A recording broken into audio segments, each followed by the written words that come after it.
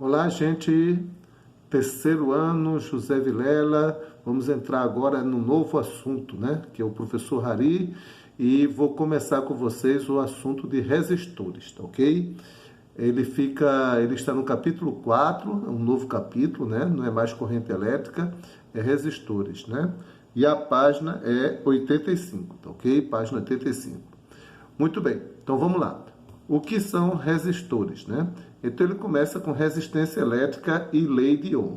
O quê? O que é resistência elétrica? Quando a corrente ela vai passar por um fio, o fio apresenta uma certa resistência à passagem dessa corrente, ok?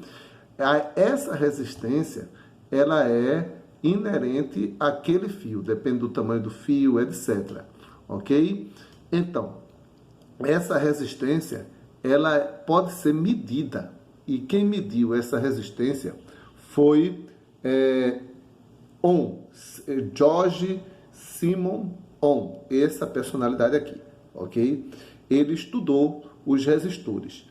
Ele viu que certos resistores apresentavam um certo padrão de proporcionalidade, ou seja, quando você passava uma corrente, aparecia uma diferença de potencial. Se você dobrasse a corrente, dobrava a diferença de potencial. Se você triplicasse a corrente, triplicava a diferença de potencial.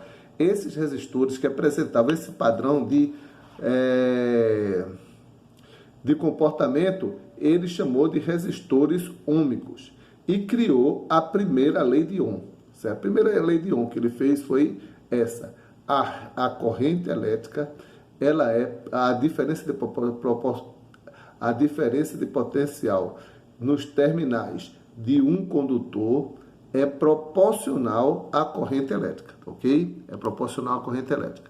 Então, essa aí é a primeira lei de Ohm, matematicamente se escreve assim: U é igual a RI. U é igual a RE. O que é U? Diferença de potencial. O que é R? É a resistência que a gente viu que cada material tem. E o que é I? É a corrente que passa por esse material. Então, a corrente passou pelo material, vezes a resistência do material, vai dar a diferença de potencial onde esse material está sendo ligado. Porque para ter corrente é preciso ter uma diferença de potencial. Tudo bem. Então, aqui ele vai colocar para vocês um gráfico, né? Esse gráfico que vocês estudaram em matemática, né?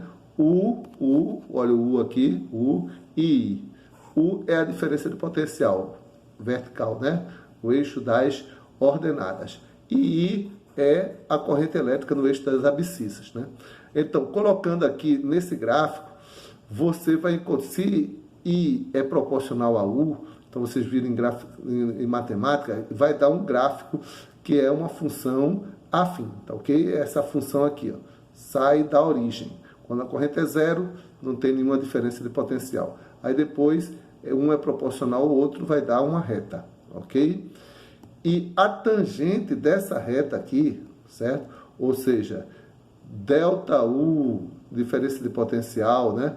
Dividido por corrente, né? Toda vez que você pegar aqui, ó, U, diferença de potencial, dividido pela corrente, dá R, certo? Então, a tangente, ela é numericamente igual à resistência, ok? Isso é matemática, ok? Que é dessa fórmula aqui, ó. Se você passar o R dividindo, o I dividindo para cá, fica U dividido por I.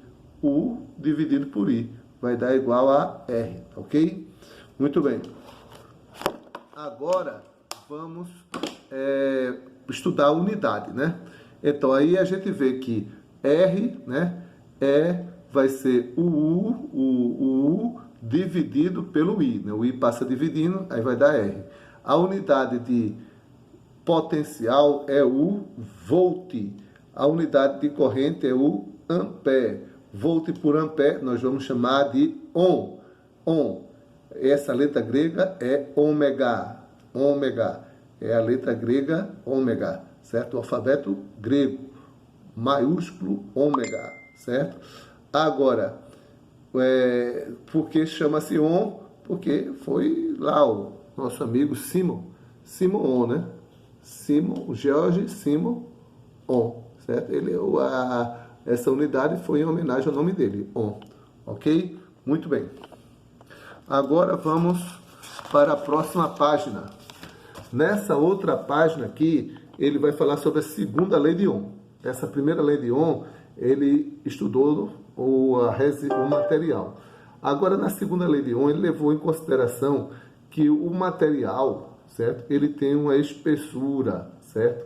S, uma largura, né? Não tem fio mais grosso, fio mais fino. Então, a S é a espessura da área do fio, tá ok? E o fio também tem fio pequeno, fio grande, né? Então, ele tem um tamanho L, certo? Ok. Aí ele viu o seguinte, quanto maior a largura do fio, certo? A gente chama de bitola, quanto maior a bitola do fio, certo? Então, mais fácil a corrente passa, então a resistência é menor. Então ele viu que a resistência é inversamente proporcional à largura. Largura grande, resistência pequena, passa mais corrente. Fio, quanto maior o fio, certo? Mais difícil de passar a corrente, certo? Maior o fio, mais difícil de passar. Então, diretamente a resistência aumenta com o tamanho do fio. Então, é diretamente proporcional ao tamanho do fio. E ele viu que tem certos materiais que a corrente passa mais fácil e outros materiais passa mais difícil. A gente já estudou isso. Tem material que é mais isolante e tem material que é mais condutor, né? Então, aí ele botou uma constante que depende do material, certo? A constante